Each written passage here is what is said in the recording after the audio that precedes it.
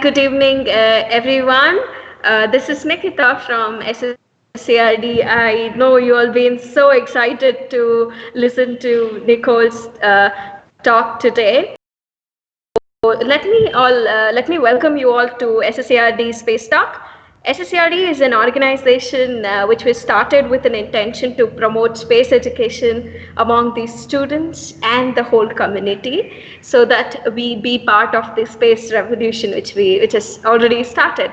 And coming to Space Talk is an initiative by SSERD wherein we bring eminent speakers from the space background and we let them share their experience and interact with the students and the community, so that the knowledge sharing happens, so that the students get inspired by the achievements that speakers have made, and many more such reasons. So we have had many speakers along with us from past 3 years. This is the 4th year, and we are very happy to have Nicole Stott, who is our today's Space Talk speaker.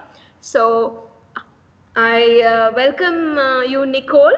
Thank you so much for accepting our invitation, for being part of Space Talk and giving your 1 hour of valuable time for us. Dear friends, I'm going to read out a small bio of Nicole. Nicole Stott, known as the Artistic Astronaut, has dedicated her life to sharing the beauty of space and ocean. Stott received her BS degree from Embry-Riddle Aeronautical University and an MS degree in engineering management from the University of Central Florida. She joined NASA as operations engineer in the orbiter facility at Kennedy Space Center.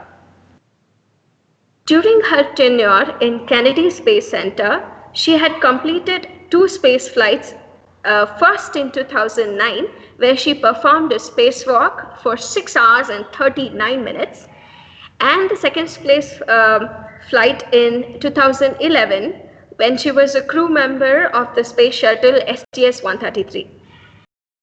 One of the crew members of the Nemo 9 mission, where she worked for 18 days on the Aquarius undersea research habitat. Stott participated in the first NASA tweet up from the station. This involved the first live Twitter connection for the astronauts.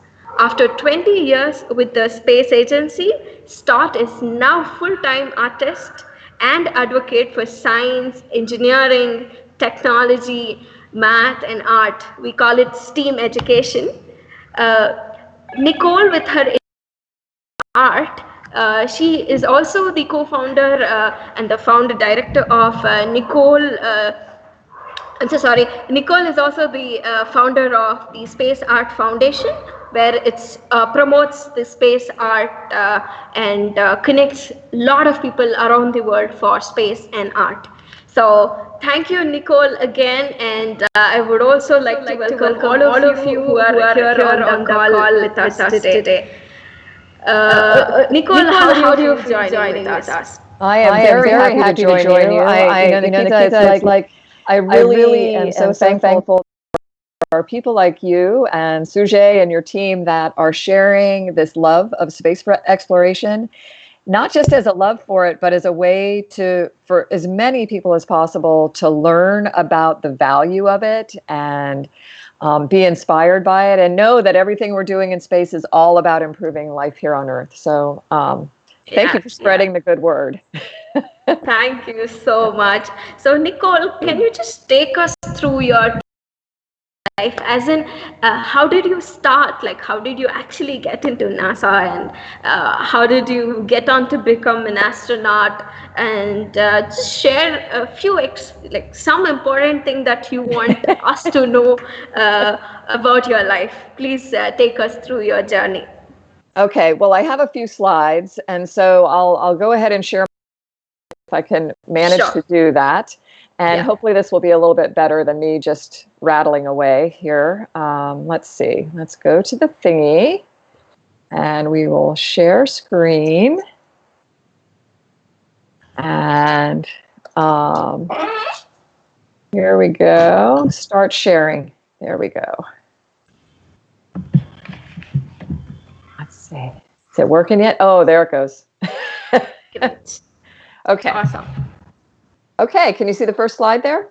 Yes. Okay, so I start with this slide because I get asked a lot. I mean, I get asked a lot. I mean, part of your question was like, what was it like to be in space? How'd you get there? This one picture, I think, really kind of sums up what it was like to be in space. Was like to be in space. I love it because it's really beautiful. It's really beautiful. It's very beautiful. It's very beautiful to get to space. The space shuttle there. That's the space shuttle there. That's the space shuttle Atlantis, and it looks like it's hanging there still. When I know that we're traveling at like 5 miles 17,500 miles an hour around the Earth. Once every 90 minutes. So we get one of these beautiful sunrises or sunsets out the window. And I also know that I'm on that space shuttle. That's after my first flight. Coming home. A crew of five after a little over 3 months of living on the International Space Station. So very much love this picture. How I got there, how it all happened for me, kind of a mystery, I think. We all sometimes wonder how we get to where we are. This picture, though, I use just to share a little bit of what the inspiration was for me. First of all, I'll tell you that I had parents, and I hope all of you do, that share what they love with you. We're trying to do that with our son now, too. But my mom was and is a very creative person. She shared those kinds of things with me. If I was going to get to ballet classes or out to the airport, it was because mom took us there. My dad built small airplanes as a hobby growing up, and so spent a lot of time out at the airport. That's where I developed my love for getting off the Earth and seeing it from a different perspective, I think, and also for wanting to know how things fly. And that took me down the path of studying aeronautical engineering. You can see a picture in the bottom left of me with my senior design class many, many years ago. and then on to working for NASA at the Kennedy Space Center on the Space Shuttle and the Space Station program. And then later at the Johnson Space Center. The bottom right picture is my husband and son as I was coming home the day after landing, after 3 months in space. And so these are the people that help make it happen for me, either directly or indirectly, but certainly through influence. And you can see my mom and sisters in that center picture. That was the night before my first launch. Excuse me. So like I said, I had the chance to work at the Kennedy Space Center up close and personal with the hardware for about 10 years there with a team of people who honestly believe the care and feeding of those spacecraft are their responsibility. Their job was their passion for them, and that rubs off on you. You want to be with people that are excited about what they're doing. And that was certainly the case at Kennedy Space Center. There's nothing better than getting up close to a spaceship, but to work with the people that are caring for it, that's a really special thing. I interviewed for the astronaut office the first time around and didn't get selected, but I got a job at Johnson Space Center working on these airplanes that you see at the bottom. In particular, the shuttle training aircraft in the bottom right, which was this airplane we used to train the astronauts how to land the space shuttle. So, for somebody who loved flying and wanted to know how things fly and was hopeful to get to space herself, that was a really, really cool job to have. And then I would say by some act of God in the year 2000, I don't know, some of you might not have even been born then, this happened and I was selected in this bugs class. The class before you names you. So you can see this is our kind of goofy picture with our bug antenna. And we really loved the name though, because most bugs have wings and get to fly. But I share this picture with you because as you're thinking about what you want to do in life, and if it's astronaut, that's great. But every person in this picture at some point decided they would like to be an astronaut and applied to do that. Not one of us got there the same way. All of us had this path, of what we followed, what we enjoyed, and we somehow ended up here together. In this picture, you have fighter pilots and test pilots and engineers and medical doctors and biologists and oceanographers and geophysicists. So this whole mix of technical, but you also have a group of people who really enjoy other things like rock climbing and race car driving and water skiing and building houses and art and cooking. So these are the kind of people you want to work with. Great mix. I just show this picture because we can't go to space to train to fly in space, unfortunately, not yet. So we have all these really wonderful simulators that we use. This is one that we would use to train working in the cupola module and flying the robotic arm. Gave you the best perspective of what you'd see once you got to space and using all the same tools that you would when you're there. And then, like was mentioned, in preparation for going to space, I had the opportunity to go and live underwater for 18 days on an Aquarius mission, and absolutely the best analog to what it was like to live and work in space. The habitat you can see up in the left corner is about the size of a school bus. It sits on the ocean floor. Once you get there with your crew, once you're down there for an hour, you can't just swim safely back up to the surface. So you're living and working in this extreme environment where if something goes wrong, you have to deal with it there at 60 feet underwater, just like you would in space. If something went wrong, you can't just hop in your spaceship anytime and come home. So very good preparation for living and working in space. So we joke that it's inner space. You know, this living underwater is inner space to get you ready to go live and work in outer space. You know, that inspiration, I think we're responsible for carrying it forward too. It's why sessions like what we're doing right now are so important, where we can speak to each other and talk about what we've done and how that can help somebody else figure out what they want to do. For my husband and I, that's been really important to do with our son, to share the things we love and the work we're doing so he understands it. So you can see him in the back of a little airplane with my friend Debbie here. You can see him at some of our different training sessions. And you can also see him up in the top right corner before my second flight after successfully landing the space shuttle simulator with my commander, Steve Lindsay. So high five in there. One thing all astronauts want to do is fly, and I had the opportunity to do that twice on the space shuttle and then spend an extended period of time on the International Space Station. Nothing prepares you for what launch is going to feel like, even if you've seen one a lot of times. Let me just tell you, it's a reality check of what 7 million pounds of exploding, rocket thrust beneath you is like. And you almost can't believe that you were ever sitting still on a launch pad when 8.5 minutes later you are circling the Earth and floating and in space. So highly recommend it. This next slide, I hope, my guess is that everyone on this session today knows about the International Space Station. Absolutely a masterpiece, the best example of a number of things. Number one, of living off the grid. All of our electricity, all of our power comes from solar energy that's gathered by those big solar arrays. We're recycling everything, every liquid, including our own urine, to create clean drinking water. It's a magnificent just engineering feat of humanity, and politically, socially, culturally, it is as well. It's that there are 5 international space programs cooperating on this project, 15 different countries working together.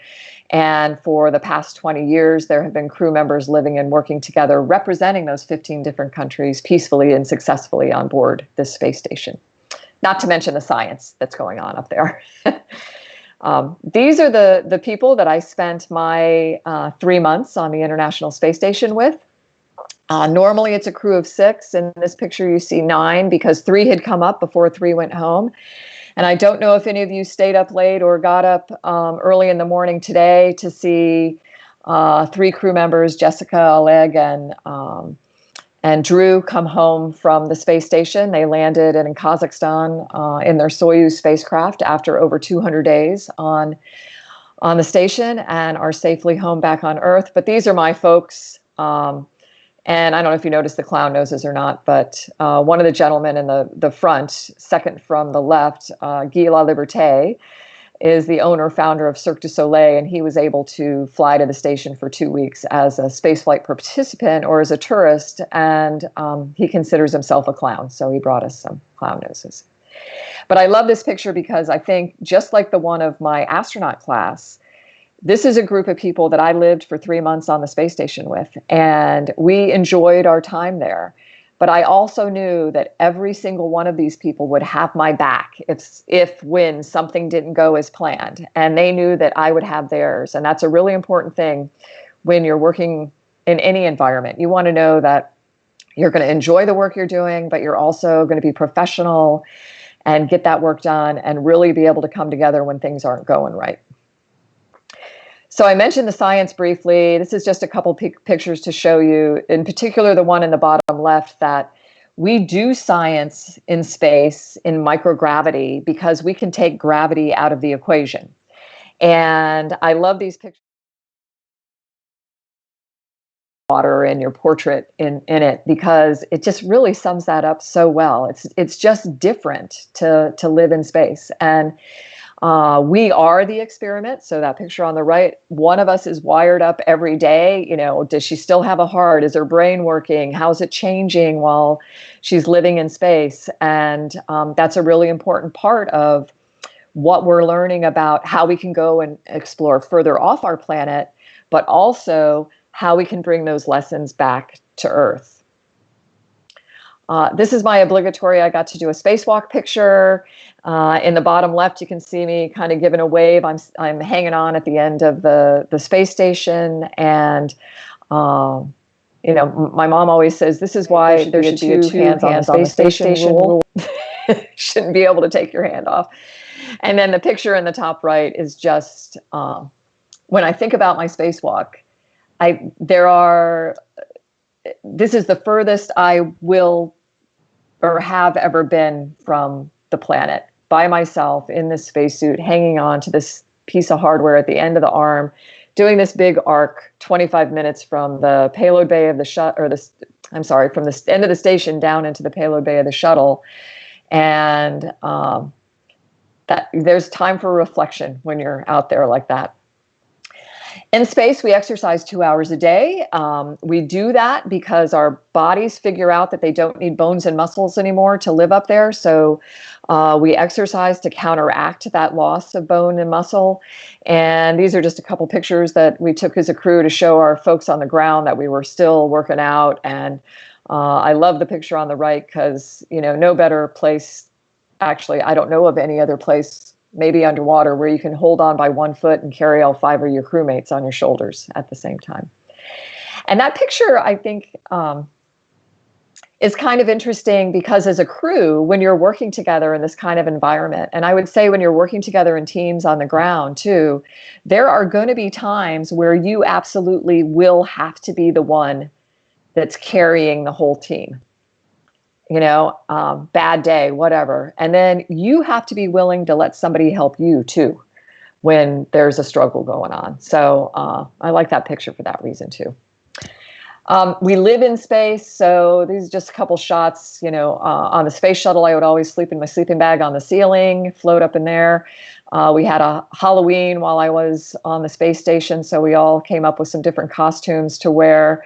And once a month we would do haircuts. That's my crewmate Bob getting ready to give me a trim there. And I show the picture too because of the hose on the end of the clippers. Imagine if you just clipped away at hair in space, you'd have all these little particles all over the place. So we always have a vacuum line ready to go for things like that as well.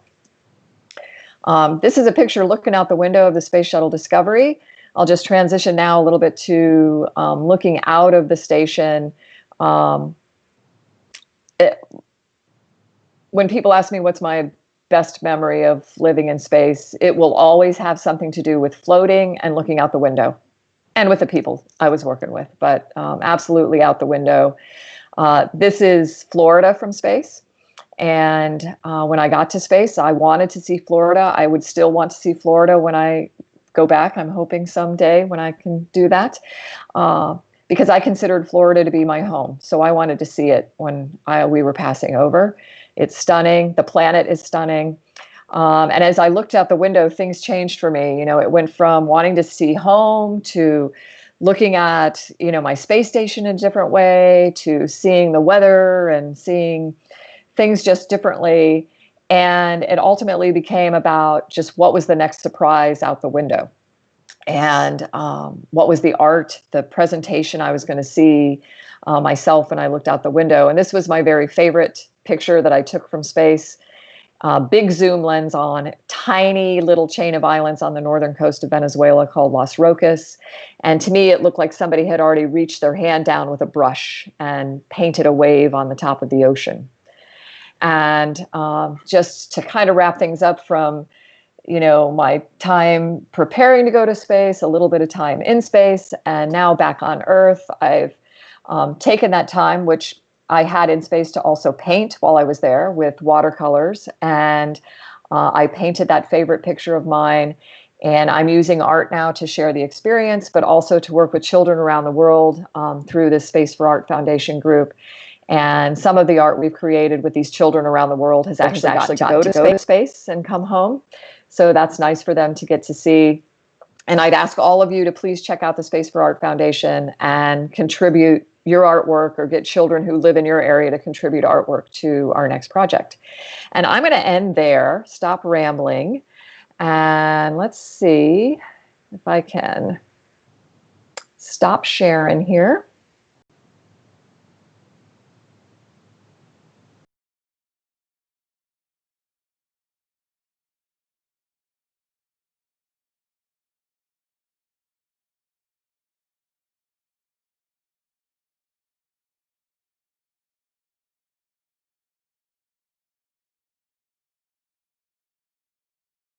On the screen too. Great, great. So for all the audience, do post your questions on the comment section, and we're gonna pick those. And we had almost 250 questions that was passed through Google form, which we had shared. I'm not gonna ask all 250 questions to you, Nicole, but yeah, I have picked a very few of them, very interesting questions. To begin with, the most common question that I have seen is particularly from school students or very young students who are getting into the stream. How do I become an astronaut? What do I study to become an astronaut? Could you just throw some light on that? Yeah, and I can speak to that from my experience and from what NASA looks at for selection.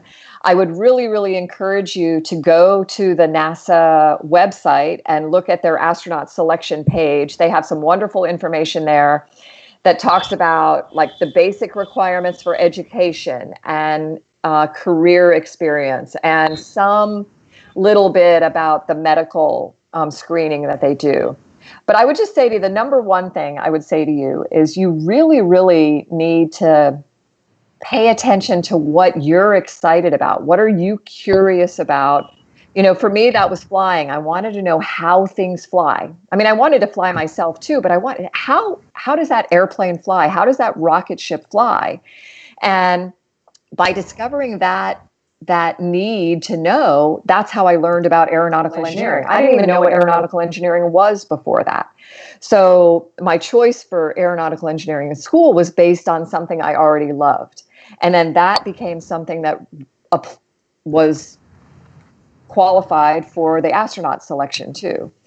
So I kind of encourage you two things. Pay attention to what you love, follow that in terms of what you study.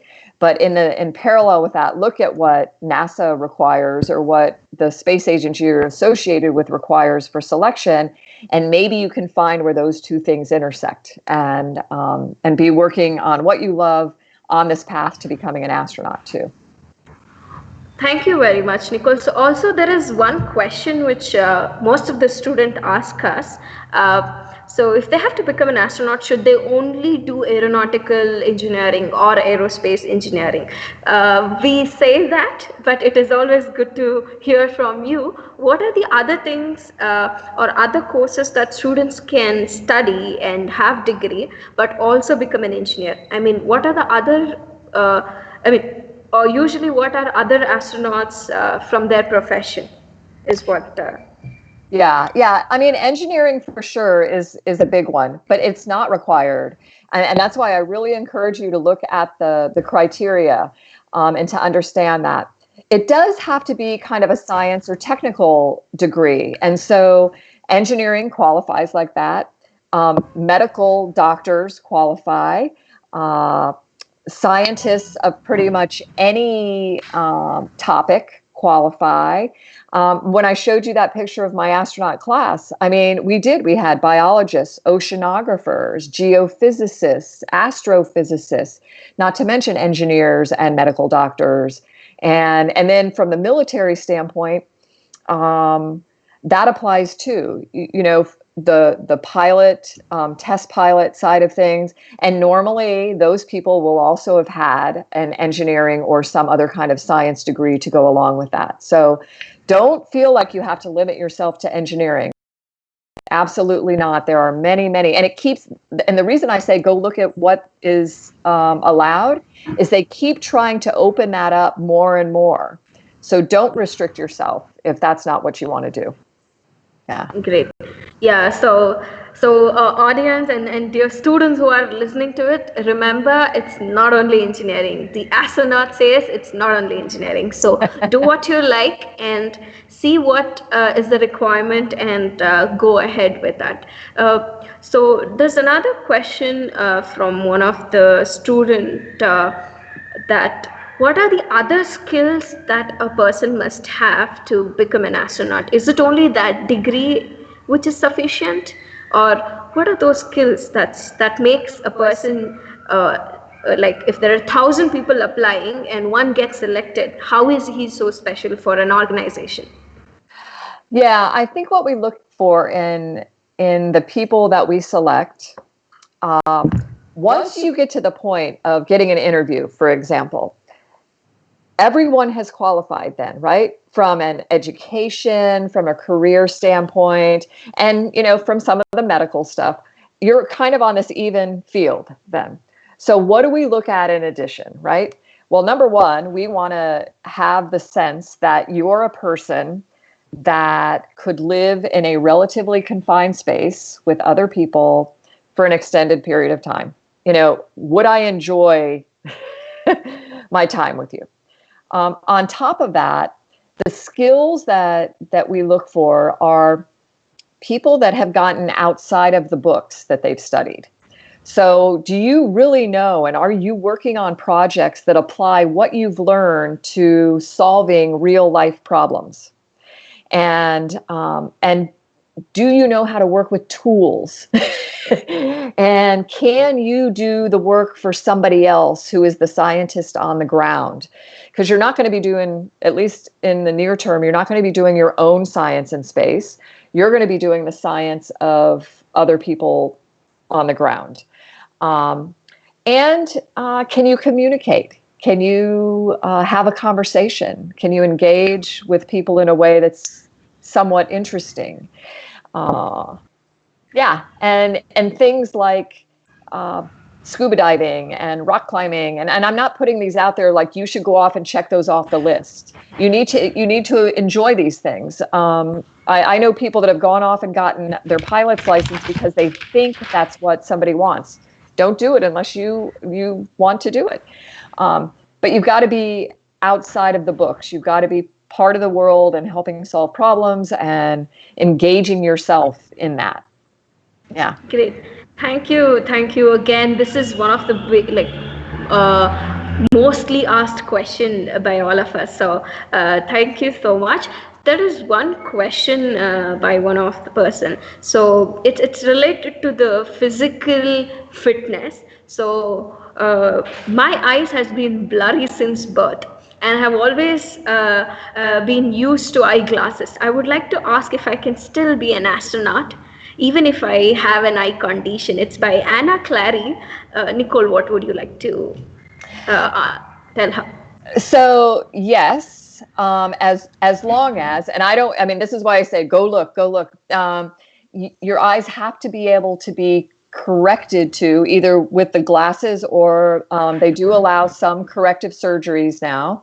But yeah, don't let something like that keep you from applying either. If you're interested in this, because the criteria for that is always changing a little bit. And actually, it's always getting better. It's always opening up to allow more and more people to be qualified. Because there was a time where if you just didn't 2020, you weren't getting selected, and now you can absolutely have eye correction for selection. Yeah. So there's one more question, there are few questions which sounds similar, though you have answered. But if you could explain a bit more, what do astronauts do in ISS? I think they meant the science experiments usually astronauts do in such kind of conditions, which we don't find it on Earth. If you could just take us through, it would be great.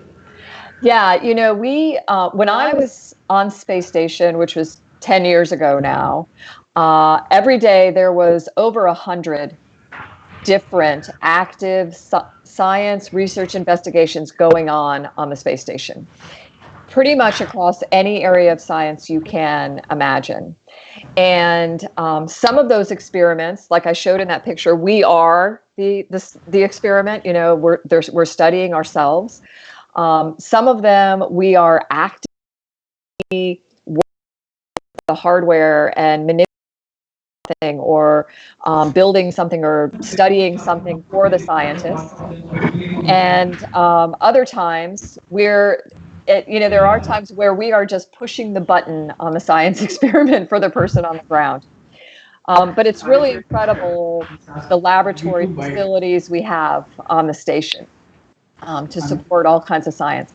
The thing I like to say about the science that's going on, though, is that all of it, every single bit of it, is helping us figure out how to explore further off our planet, but also how to improve life here on Earth.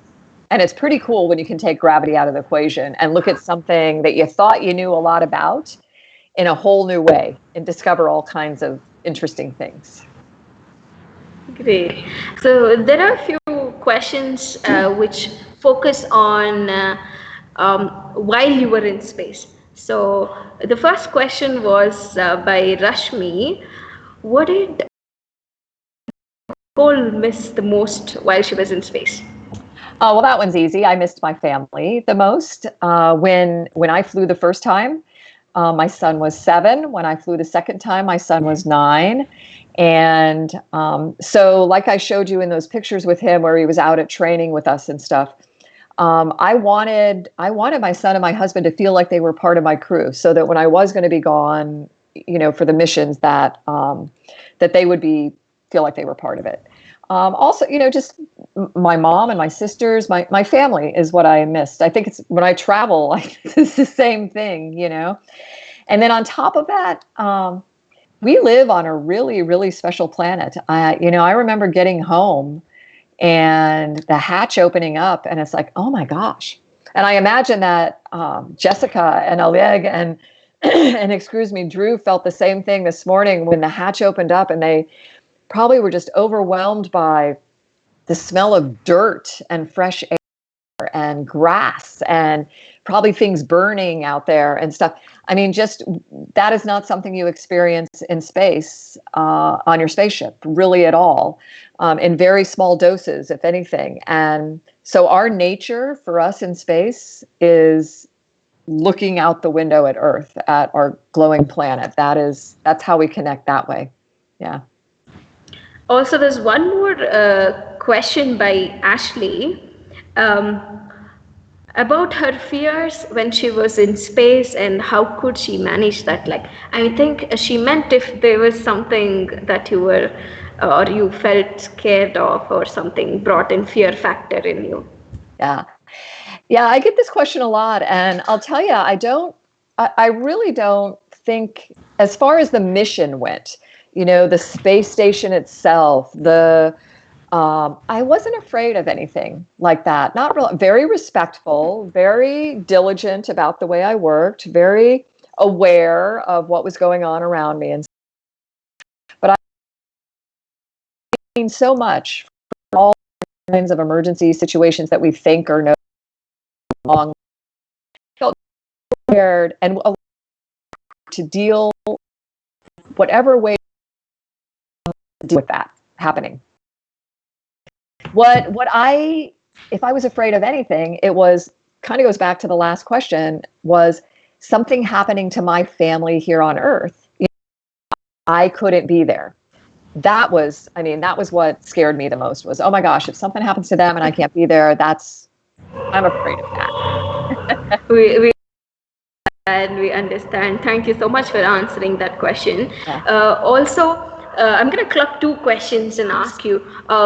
We here on Earth, we are so much attached to this world with the help of gravity, and the word anti-gravity or zero gravity is so fascinating. And you having that experience. If you could just explain, because there is two questions. What is the amazing feeling when she was doing spacewalk and during spacewalk, or can you elaborate on zero gravity training? Probably connect these. Well, I'll tell you, I'll start with the zero gravity training. And there really is nothing down here on Earth that, so we don't have a zero gravity room or, simulator where we can go and just float and move like you would in space. The closest thing we have is the flights that we do, where you fly like a parabola, and it's just like being on a roller coaster continuously. You come over the top, you float up for about 20 seconds, can feel what that's like, and then you go back down and are under 2 Gs for a little while, and then you come back up and down, and it's quite nauseating. The airplane is actually fondly known as the vomit comet. But that gives you a little kind of feel of just what it'll be like to float. But it doesn't give you the feel of floating continuously. We also do training in a big pool. And that's where we do a lot of our spacewalk training in the big suit. They try to get us as neutrally buoyant as possible so it feels like you're floating, but you still have the drag of the water. The suit weighs 200 pounds. You got to move that thing through the water. So that is not what it feels like in space. So that's all, really the floating in space thing is all on the job training. It is wonderful, liberating feeling to be able to move and, go up to the ceiling and spin and just in 3 dimensions effortlessly move like that. I highly recommend it. But sadly, there is nothing down here on Earth that perfectly prepares you for how awesome that's going to be. Yeah. Great, thank you. Yeah. Another interesting questions that we get is, if we have a student or an aspiring astronaut, or who's looking or dreaming to become an astronaut, and they would like to join as a part of NASA or some other space organization, probably Russia, or even recently Dubai, or UAE had their own human space mission and all that. So can a person from other country or other region could be part of human space, other countries which are already into it? If you could just explain how could it be done? Though we had our first women, Kalpana Chawla, she was an Indian and then she went on to America, and then she became an astronaut, but still we would like to explore from your end. Yeah, I think the way that the way that all like foreign-born NASA astronauts became NASA astronauts is that they had to become U.S. citizens somewhere along the way to qualify as a NASA employee astronaut. I think the same is true in other countries as well. There are opportunities, though, through your own country to partner with NASA or with the Russian Space Agency, or even through Europe. I believe they've facilitated astronauts from other countries flying to space. I think that's going to happen more and more. I think what I would encourage you to do is to really, and it's through groups like yours, quite honestly, where you can get as much information as you possibly can about what's going on in your own country too. Yes. And really, really know what's happening now, what the agency is looking towards in the future, engage through internships there and work within your country to do that. Establish a relationship is what I'm really saying. Yeah. And then that's the way that you can know when the first opportunities might happen within your own country, and also how the partnerships with other countries could become possible too. So, it's one of these things where we're just not at the point yet where as many people as I would love to have had the opportunity, it's just not, we're not quite there yet. So we're counting on all of you to make those things possible too, when it comes to the spacecraft and the missions and the science that has to go into getting more and more of us to space. Yeah, I would like to share to all the audience and the students who are there. India, ISRO is working on Gaganyaan project, and we all have opportunities in the coming future. If you are the one who's looking up to become an astronaut, start looking at what are the things that's required to become an astronaut. As Nicole said, look at what are the criteria. Try to develop those things within you. Have those ready, and once the opportunities or the door of opportunities open, start applying. And I'm sure you will be one of the Indian astronaut, is what I would like to say. Nicole, we have one of our friend Alankrita here on the call. She had a question, and Alankrita, could you ask a question?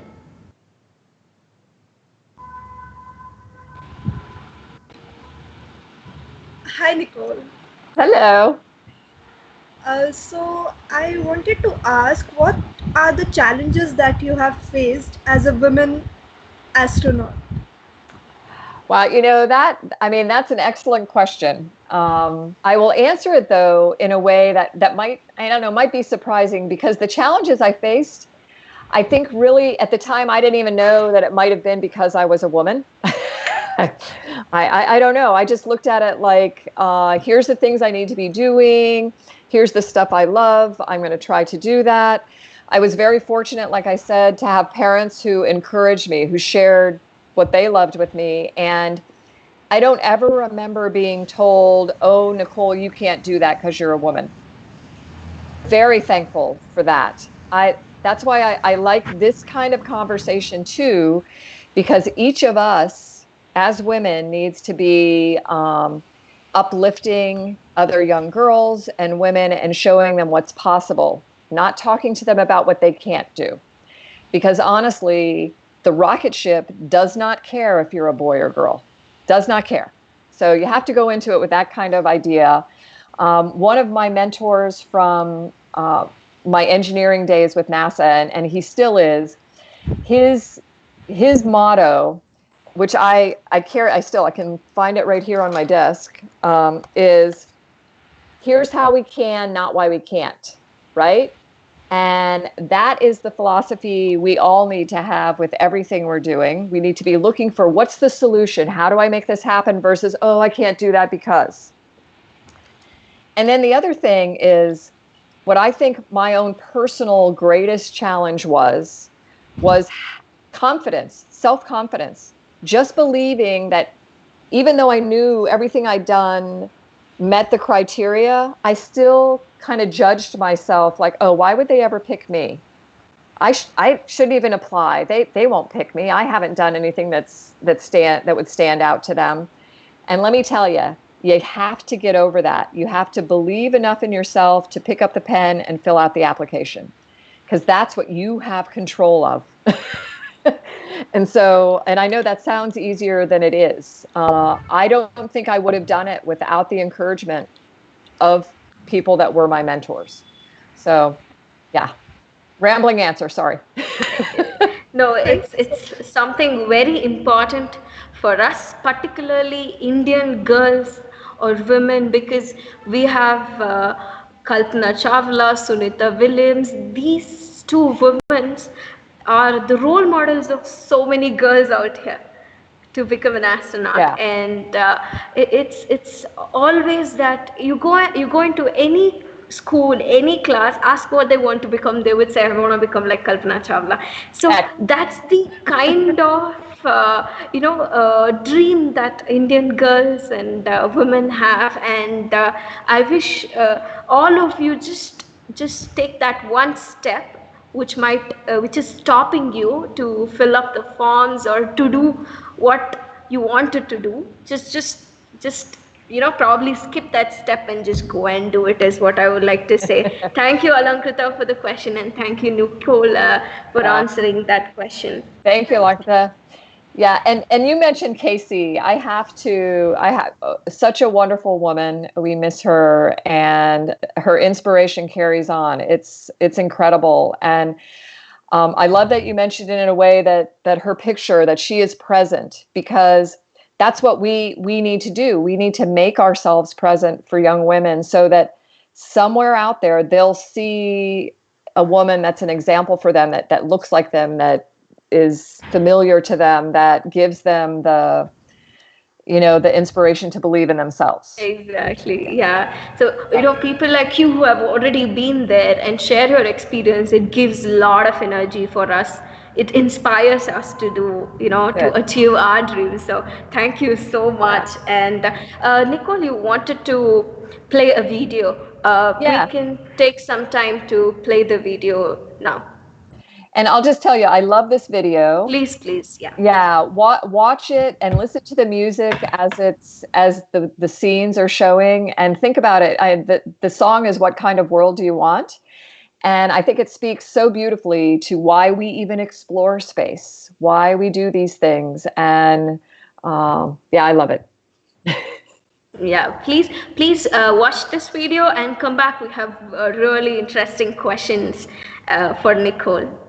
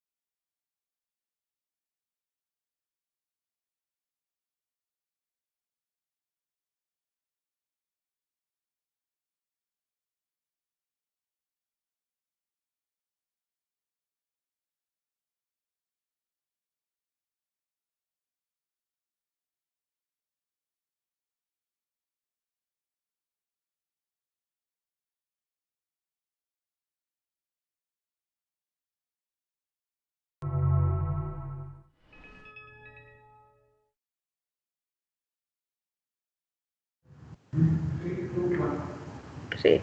Thank you so much for that amazing video, Nicole. It's so nice, and we feel that yeah, anyone who watches that will feel like we have to go to space to experience that. So, thank you so much. There is one more question, a very different question, in fact.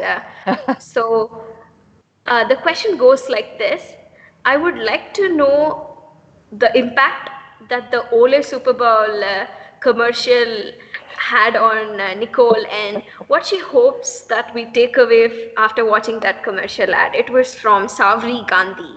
Yeah. Okay, yeah. Well, first of all, one of the last things I ever would have expected to do in my life was a Super Bowl commercial. So that was kind of fun, and that Olay chose space as the theme of that commercial was very, very important to me. And that it wasn't just an ad for their product; it was an ad that was meant to lift women up, to show young girls that, anything is possible. And make space for women, make space for everyone was the tagline to it. But I think the thing that really impacted me, and that was the reason why I chose to participate in it, was because of the campaign they were doing for Girls Who Code, and that they were supporting actively and financially going to support through this ad, getting more and more young girls involved with coding and interest in space and science, and letting them know that space is there for them too. So, yeah, I hope people enjoyed it. It was meant to be funny. Thank you so much. It's so good to know that the ads are also used for such a good reasons, and you were part of it. Amazing to know. And there's one more question by MP Raghav. What parts of your education or qualification do you think let you get selected for being an astronaut uh, for your both ISS and STS expeditions?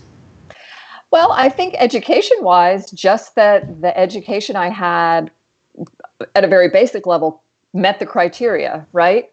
But for me, I look back on my education and I think, wow, I was really fortunate that where I studied and how they presented the curriculum allowed me to know more than just the theory of the work, but how it applied to real life problems and solving big challenging problems. I think that was the biggest thing from an education standpoint. Yeah. Great, thank you. Again, I would like to ask one question that you are actually into. Why do you think art is so important for you at least, and why do you support so much art and space and connecting both of them? It's very interesting, but yeah, we would like to know from you. Yeah, well, they're things I love. First of all, I mean, both I love art, I love space, and what better way to be working than to be able to bring the things I love together? I think that for me, though, at a basic level, art has always been a part of the way we communicate really complex things, scientifically. Look at Hubble Space Telescope. These beautiful images that come back. Really, the telescope is sending us back ones and zeros, but our brains, even the scientists' brains, understand the presentation of the color in these images in a much better way than just looking at ones and zeros. And if we can make science and complex things more available to everyone through art, why not? And then with my own personal artwork, it's not really important to me that people like my art so much. It's more important to me that I have a way to communicate with them about my spaceflight experience based on the art that I was able to create. Hope that makes sense. You're kind of frozen. I don't know if you can hear me.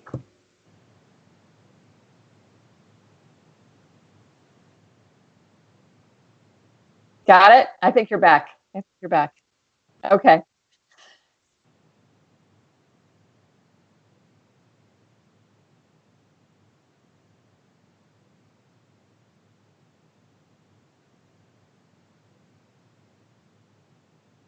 Okay.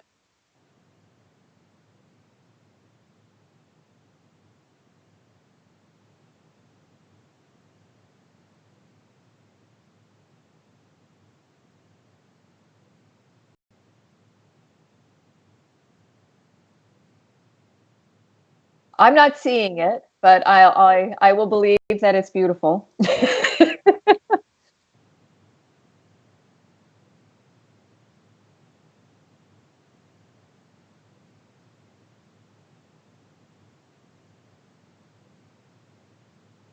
I've lost your video, just so you know. I don't see you or your video anymore.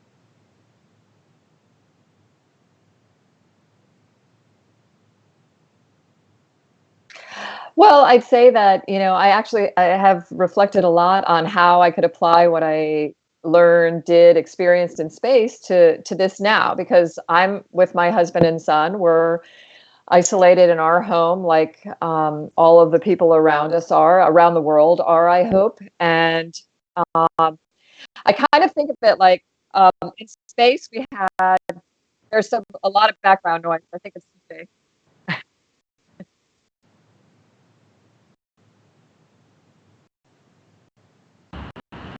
Jay, I think you need a mute mic. There you go. And so had a lot of opportunity to take advantage of like really appreciating what's around you in a new way. That's everything from looking out the window, getting outside if you can, safely get outside, experience, some of that fresh air,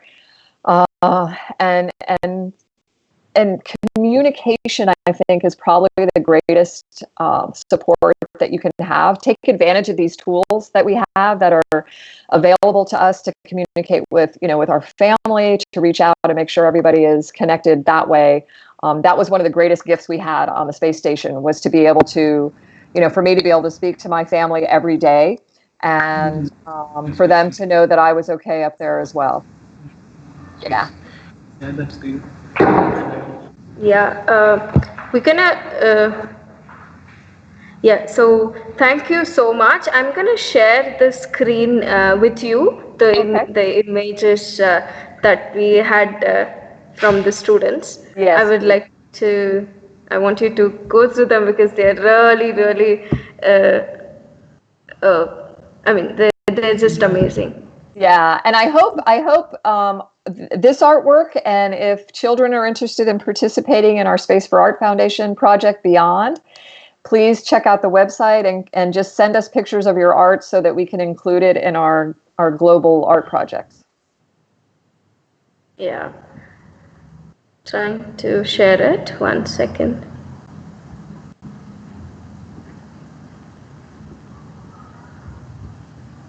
Then you have to hit the start sharing button. That's the one I missed the first time. Yes. Actually, I was trying to open my presentation and I lost the connection, and that's why.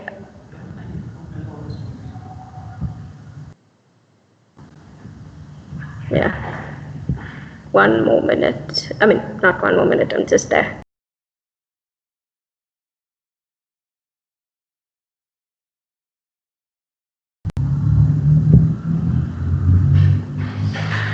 And while you're doing that, I'll just share, I'll share some thoughts just from my standpoint, to wrap up my side of the conversation, is that especially what we're doing in this state of isolation, we are all crew members. I mean, that is what I think we're learning right now, is that we're all crew members here on Spaceship Earth, right? And that we live on a planet, and that we are having to do things right now that have us behaving as Earthlings, and understanding that we have a role to keep all of the crew safe, right?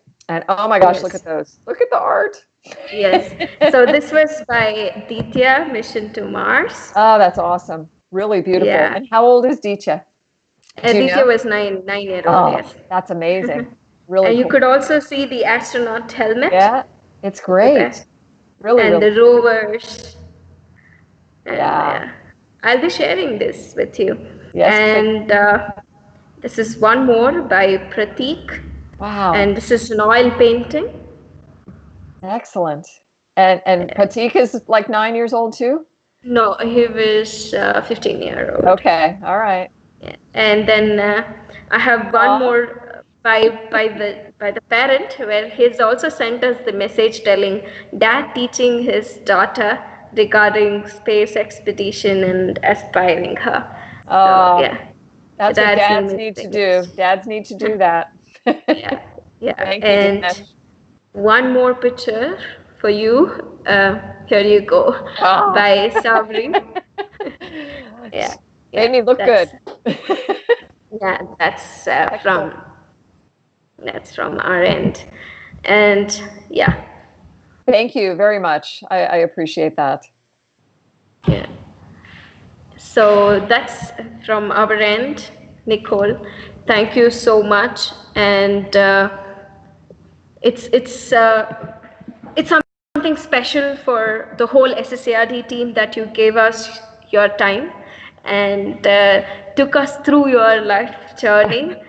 And I'm very sure that a lot of students who were on the call here were inspired and had to learn a few things and had takeaways. And thank you again. I mean, I just can't stop thanking you. Yeah. You don't. So, you can stop. It's okay. I appreciate it, and I thank you for the invitation. And I really hope everyone leaves here feeling like Earthlings today, like crew members here on Spaceship Earth. And really, very special thanks for the artwork that you shared with me there at the end. Thank you, Nicole. And I have a message. Stay safe. You too. I was going to tell you the same thing. Yeah. Take care of yourself and everyone. Yeah. If you could also say hi and bye for all our students over there on the call, it would be really nice. All right. To all the students on the call, it was thank you very much for your questions. And I look forward to the next time we get to chat, maybe in person. That would be nice. All right. Bye. Bye, Nicole. Thank you. Awesome.